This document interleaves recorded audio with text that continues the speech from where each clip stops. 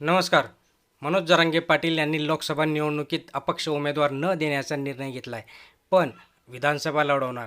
डिटेलमध्ये जाणून घेणार आहे, त्यामुळे शेवटपर्यंत बघा. व्हिडिओला कुठेही स्किप करू नका. अत्यंत महत्त्वाची माहिती नक्कीच मिळणार आहे. मनोज जरांगे पाटील यांनी लोकसभा निवडणुकीत अपक्ष उमेदवार न देण्याचा निर्णय घेतला आहे. पण ज्याला पाडायचं ना त्याला बिंदास पाडा, असंही त्यांनी सांगितलं आहे.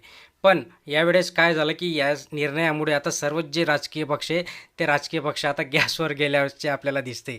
एकीकडे मनोज जरांगे पाटील यांचा जो इशारा आहे तो लोकसभा निवडणुकीत धाकधूक वाढली असताना जरांगे यांनी विधानसभा निवडणुकीबाबत मोठं विधान करून सांगितलं आहे.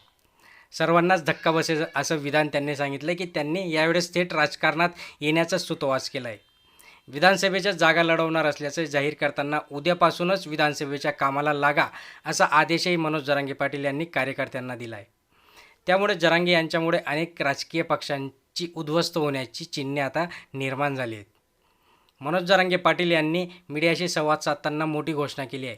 मराठा समाज आता हुशार झाला आहे आणि लोक म्हणाले म्हणून आता काम करायचे नाही. आम्ही लोकांपर्यंत पोहोचू शकत नाही आणि आमच्याकडे 40 उमेदवार उभे करू शकतो एवढा देखील आमच्याकडे डाटा नाही. समाजाची हानी होईल असं सांगतानाच राहिलेले आरक्षण द्यायला मी खंबीर आहे असं मनोज जरांगे पाटील यांनी सांगितलं आहे. त्यानंतर मराठा समाजाने कोणाच्याही प्रचाराला जायचे नाही, बारकाईने लक्ष ठेवायचे आहे. आता करेक्ट कार्यक्रम आपल्याला करायचा आहे. जे काही इतर राजकीय पक्ष आहेत त्यांचा, आम्हाला जे लागेल ते द्या. मग तुम्ही उताने पडा की वर सरळ पडा, त्याच्याशी आम्हाला काहीही घेणं देणं नाही. आम्हाला राजकारणाशी काही देणं घेणं नसताना असं मनोज जरांगे पाटील यांनी आम्हाला फक्त आरक्षण द्या.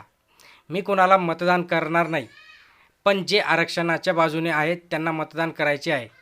कुणाला पाडायचं आहे आता मराठ्यांनी ठरवायचं आहे, असंही त्यांनी यावेळेस पत्रकारांशी बोलताना सांगितलं. उद्यापासून विधानसभेच्या तयारीला लागायला आदेश त्यांनी यावेळेस दिले.